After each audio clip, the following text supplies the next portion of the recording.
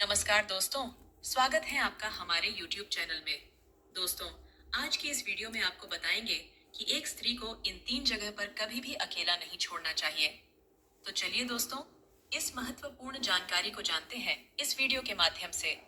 एक समय की बात है, देवी रुक्मणी भगवान श्री कृष्ण के पास जाती है और उनसे बोलती है, हे स्वामी, आज मैं आपसे एक बहुत ही महत्वपूर्ण जानकारी प्राप्त करने आई हूँ।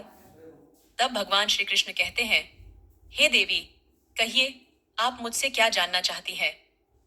देवी रुक्मणी बोलती हैं, हे प्रभु, मैं जानना चाहती हूँ कि वह ऐसी कौन सी 3 जगह होती है जहाँ एक स्त्री को कभी भी अकेले नहीं छोड़ना चाहिए। देवी रुक्मणी के इस प्रश्न को सुनकर भगवान श्री कृष्ण कहते हैं, हे देवी, यदि आप अपने प्रश्न का उत्तर जानना चाहती है, तो आपको मेरे द्वारा सुनाई गई एक कथा को बहुत ही ध्यान पूर्वक सुनना होगा। तब देवी कहती हैं, हे प्रभु, मैं इस कथा को बहुत ही ध्यान पूर्वक अवश्य सुनूंगी। भगवान श्री कृष्ण कहते हैं, एक समय की बात है।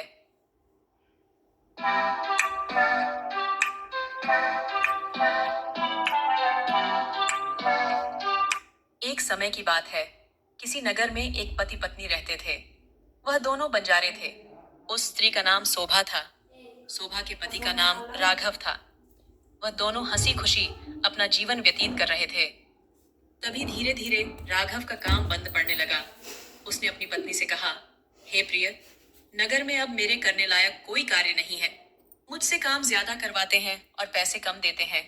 चलो, हम किसी दूसरे शहर में जाके बस जाते हैं। अपने की बात को सुनकर शोभा अपना सारा सामान इकट्ठा कर लेती है और अपने पति के साथ दूसरे राज्य जाने के लिए निकल पड़ती है। दूसरे राज्य में जाने के लिए उन्हें एक जंगल से होके जाना था। दोनों पति पत्नी डरे और सहमे हुए उस जंगल की ओर बढ़ने लगे। तभी कुछ दूर जाके उन्हें डाकू दिखाई पड़ते हैं। वह डाकू शोभा और उसके पति राघव का सारा धन, गहने, कीमती सामान चुराकर भाग जाते हैं। राघव के पास जो कुछ भी धन था, वह सब अब चोरी हो चुका था। राघव सोच रहा था कि अब वह अनजान शहर में जाके व्यापार कैसे करेगा। राघव अपनी पत्नी को लेकर अनजान शहर की तरफ बढ़ने लगा। उसे यह चिंता खाई जा रही थी कि अब मैं व्यापार करूं तो करूं कैसे। चलते चलते राघव को एक कुटिया दिखाई पड़ती है। राघव अपनी शोभा को लेकर कुटिया की ओर जाने लगता है। जब वह कुटिया के पास पहुंचा तो उसे वहां पर एक साधु महाराज मिले, जो एक चबूतरे पर बैठे हुए अपने शिष्यों को प्रवचन दे रहे थे। साधु को देखकर राघव सोचने लगा, क्यों ना इन साधु महाराज को अपनी समस्या बताऊं। शायद यह मेरी समस्या का कुछ समाधान कर दें। साथियों, ऐसा विचार कर राघव उन साधु महाराज के पास पहुंच गया और बहुत ही विनम्र स्वर में उसने अपनी समस्या उन साधु महाराज को बताई और कहने लगा, महाराज, यदि किसी तरह आप मेरी पत्नी को किसी महाजन के पास गिरवी रखवा कर मुझे कुछ पैसे दिलवा दें, तो आपका बड़ा ही पुण्य होगा। जब साधु ने राघव की बात सुनी, तो उन साधु महाराज को राघव पर दया आ गई। साधु ने अपने एक परिचित महाजन के बारे में राघव को उसके पास भेज दिया। राघव अपनी पत्नी शोभा को लेकर महाजन के पास पहुंचा और महाजन से हाथ जोड़कर कहने लगा, सेठ जी, मुझे कुछ पैसों की आवश्यकता है। मेरे पास गिरवी रखने के लिए और तो कुछ नहीं है, बस मेरी पत्नी है। आप मेरी पत्नी को गिरवी रखकर मुझे कुछ पैसे दे दीजिए। मैं उन पैसों से व्यापार करके जल्दी ही आपकी रकम सूद समेत वापस कर दूंगा और अपनी पत्नी को आपसे छुड़ा लूंगा। तब तक मेरी पत्नी आपके दिए हुए पैसों में आपके पास गिरवी रहेगी। महाजन ने जब राघव की बात सुनी, तो महाजन पैसे देने के लिए तैयार हो गया और पैसों के बदले में राघव की पत्नी शोभा को अपने पास गिरवी रख लिया। राघव महाजन के पास अपनी पत्नी को गिरवी रखकर और उस सेठ से कर्जा लेकर व्यापार करने के लिए आगे बढ़ गया। राघव ने उन रुपयों से पशुओं का व्यापार शुरू कर दिया। राघव सस्ते दामों में किसानों से पशुओं को खरीदता था और दूसरे जरूरतमंद किसानों को महंगी कीमत में बेच देता था। इस प्रकार राघव ने उन पैसों से बहुत कम समय में ही अच्छा खासा धन अर्जित कर लिया। जब राघव ने खूब पैसा कमा लिया, तो 1 वर्ष बाद फिर राघव उसी शहर में वापस लौट आया, जिस नगर में वह अपनी पत्नी को उस सेठ के पास गिरवी रखकर गया था। राघव नगर वापस लौटकर सीधा उसी महाजन के पास पहुंच गया और महाजन के पास पहुंचकर राघव उस महाजन से कहने लगा, सेठ जी, आप अपना हिसाब करके मुझसे रुपए ले लीजिए और मेरी पत्नी को मुझे लौटा दीजिए। ये सुनकर उस महाजन ने कहा, भैया क्या बताऊं, अब से 3 महीने पहले की बात है।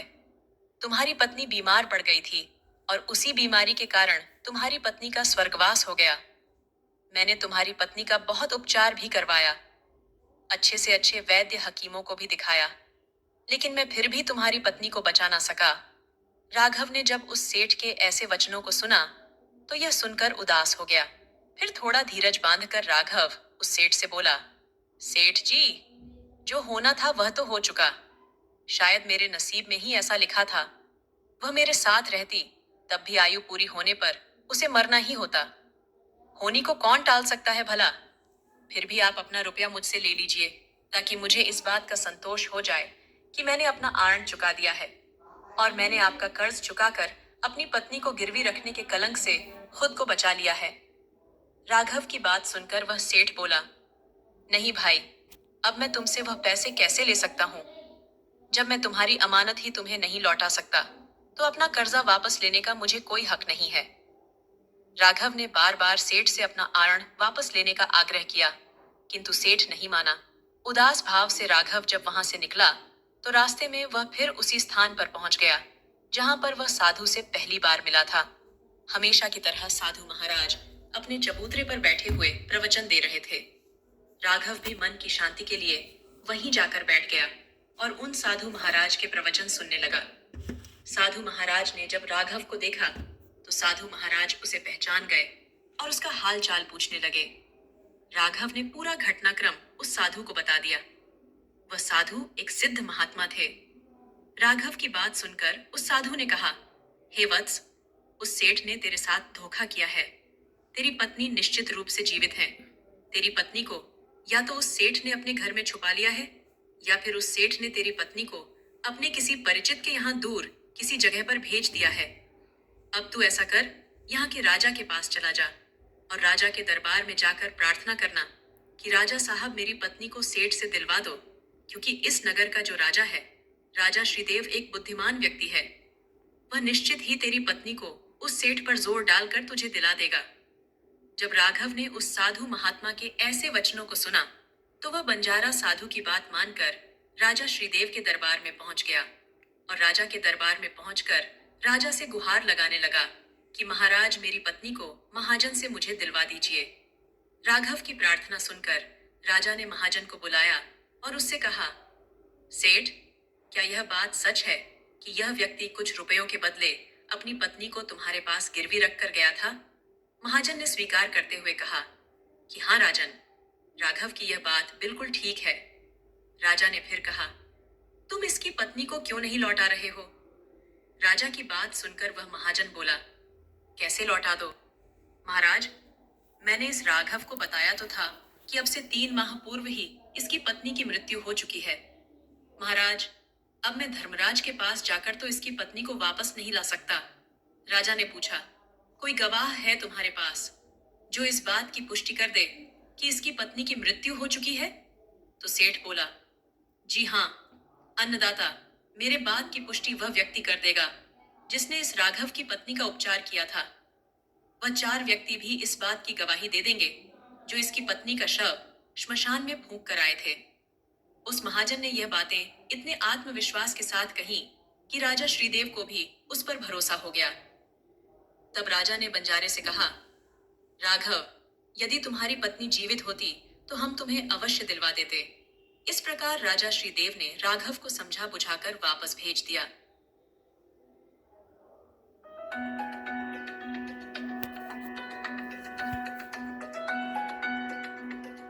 वापस भेज दिया। राघव फिर से साधु के पास पहुंचा और जो कुछ दरबार में राजा और महाजन ने कहा वह सारी बातें साधु को बता दी।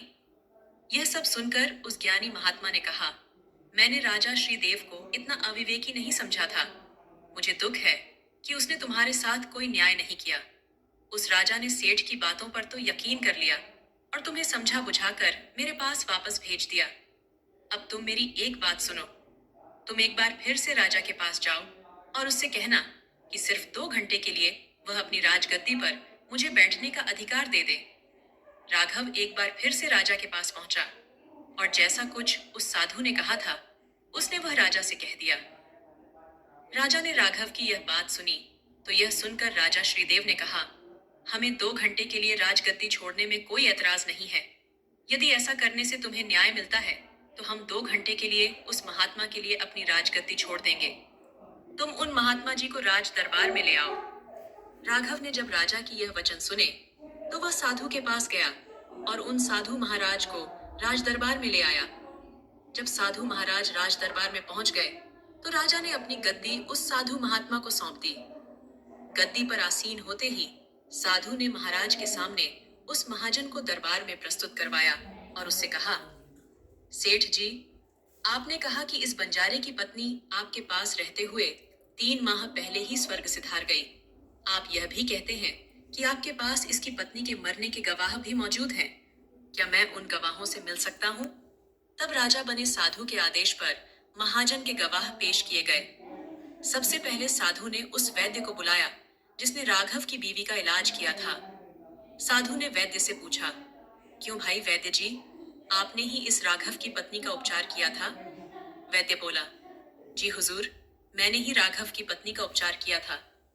वैद्य की बात सुनकर वह साधु बोला, अच्छा वैद्य जी, मुझे यह बताओ कि तुम राघव की पत्नी का इलाज करने के लिए सेठ के घर जाते थे या फिर राघव की पत्नी इलाज कराने के लिए तुम्हारे पास आती थी? राजा बने उस साधु की बात सुनकर वह वैद्य उस राजा से बोला, राजन, सेठ जी मेरे औषधालय पर स्वयं आकर दवा ले जाते थे। साधु बोला, यह नहीं, तुम विश्वास के साथ यह नहीं कह सकते कि वह दवा सेठ जी राघव की पत्नी के लिए ही ले जाते थे या फिर किसी और के लिए? साधु की बात सुनकर वह वैद्य बोला, हाँ महाराज, यह बात मैं यकीन के साथ तो नहीं कह सकता कि वह किसके लिए दवाई ले जाते थे, लेकिन सेठ जी मुझसे दवा जरूर ले जाया करते थे। वैद्य की बात सुनकर वह साधु बोला, इसका मतलब तो वैद्य जी यही हुआ कि तुम मरीज को बिना देखे ही दवाइयां दे देते थे। यह तो बहुत ही गंभीर अपराध है। तुम दवा के स्थान पर किसी को जहर भी तो दे सकते थे और हो सकता है तुम्हारे लिए हुए जहर से ही इस राघव की पत्नी की मृत्यु हुई हो। उस साधु की यह बात सुनकर वैद्य जी का चेहरा डर से पीला पड़ने लगा। वह भयभीत स्वर में बोला, नहीं हुजूर, ऐसा हरगिज नहीं हो सकता। भला मैं अपने किसी मरीज को दवा के बदले भला जहर क्यों दूंगा? और इस तरह से मेरी सारी मान प्रतिष्ठा भी धूल में धूमिल हो जाएगी। वैद्य की बात सुनकर वह साधु बोला, अब तो तुम ऐसा ही कहोगे। मैं तुम्हें अपने कर्तव्य के प्रति लापरवाही और एक मरीज के जीवन से खिलवाड़ करने के अपराध में 100 कोड़े लगाने का आदेश देने जा रहा हूँ। इसके साथ ही तुम्हारा मुंह काला करके सारे नगर में तुम्हें घुमाया भी जाएगा। अब सोच लो वैद्यराज, सच बोलोगे या फिर मैं सैनिकों को तुम्हें गिरफ्तार करने का आदेश दूं? यह सुनकर वैद्य का सारा शरीर सूखे पत्ते की तरह कांप उठा। वह साधु के कदमों में जा गिरा और बोला,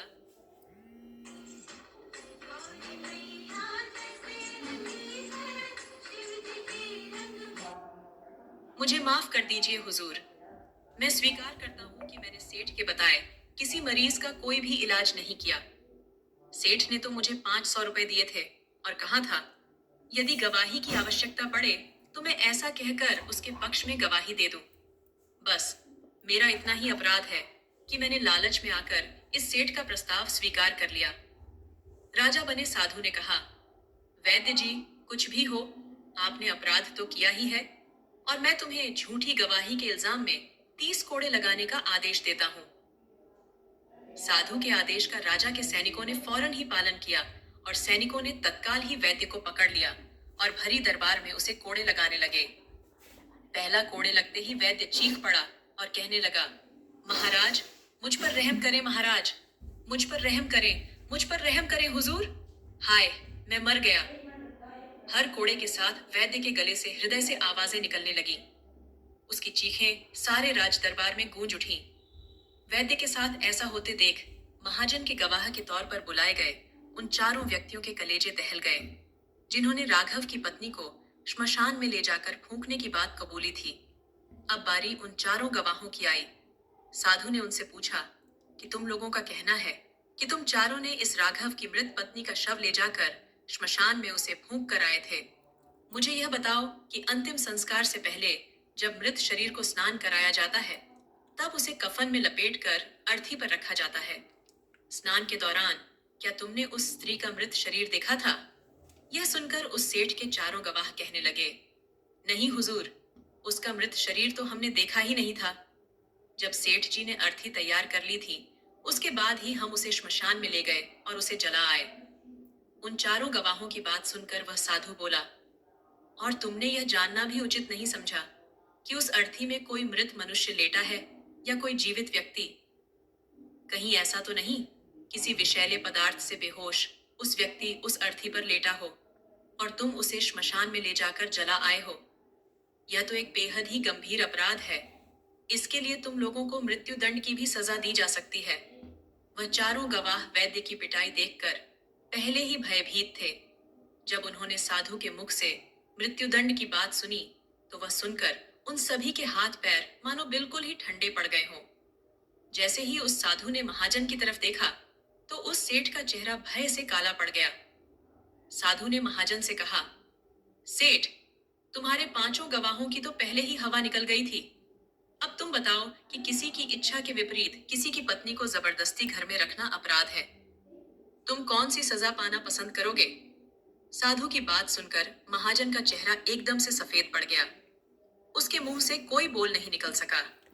राजा बने साधु ने कहा, सेठ, इससे पहले कि मैं तुम्हें 5 साल की कठोर कारावास की सजा दूं, अब भी समय है कि तुम इस बेचारे राघव की पत्नी को दरबार में हाजिर कर दो। सजा के डर से महाजन ने तुरंत अपने सेवकों को अपने घर भेजा और सेवकों को घर भेजकर राघव की पत्नी को दरबार में प्रस्तुत कर दिया। साधु ने सेठ से लेकर राघव की पत्नी को राघव को सौंप दिया और महाजन को 3 महीने की कैद की सजा सुना दी। झूठी गवाही के अपराध में उन चारों गवाहों को भी कड़ी सजा दी गई, जिन्होंने राघव की पत्नी का शव श्मशान में ले जाने की झूठी गवाही दी थी। यह देखकर राजा आश्चर्यचकित रह गया और साधु के सामने हाथ जोड़कर बोला,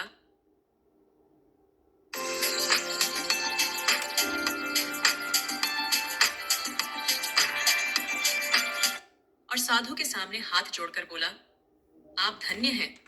आपने मुझे सिखा दिया कि न्याय कैसे किया जाता है। राजा की बात सुनकर वह साधु बोला, राजन, मेरी 3 बातें सदैव याद रखना कि कभी भी इन 3 स्थानों पर अपनी पत्नी को अकेला नहीं छोड़ना चाहिए। साधु की बताई 3 बातें कि जिन स्थानों पर यदि कोई अपनी पत्नी को अकेला छोड़ता है तो उसे बहुत ही पश्चाताप करना पड़ता है।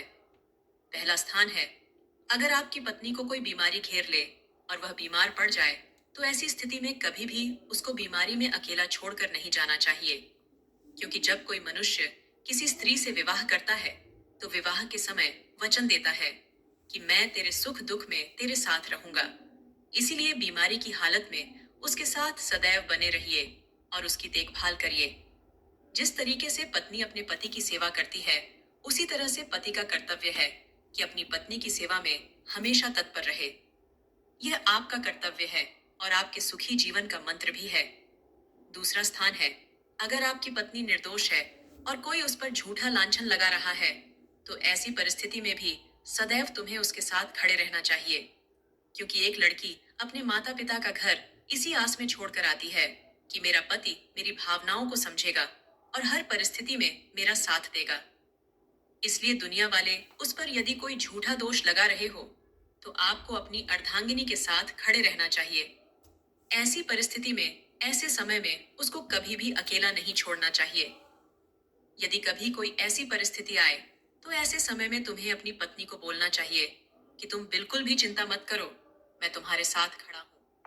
तीसरा स्थान जो उस साधु ने बताया, कभी भी भूलकर भी अपनी पत्नी को पराये पुरुषों के पास भूलकर भी नहीं छोड़ना चाहिए, चाहे वह आपका मित्र हो, चाहे आपका कोई रिश्तेदार हो और चाहे आपका कोई सगा भाई क्यों ना हो। किसी भी परिस्थिति में अपनी पत्नी को किसी अन्य के साथ अकेला नहीं छोड़ना चाहिए, क्योंकि आज के समय में किसी का कुछ नहीं पता कौन, कब और किसके साथ दगा कर दे। इसलिए कभी भी भूल कर भी अपनी पत्नी को किसी पराये पुरुष के साथ अकेला नहीं छोड़ना चाहिए। हे देवी रुक्मणी, इस कथा के माध्यम से मैंने आपको आपके प्रश्न का उत्तर दे दिया है।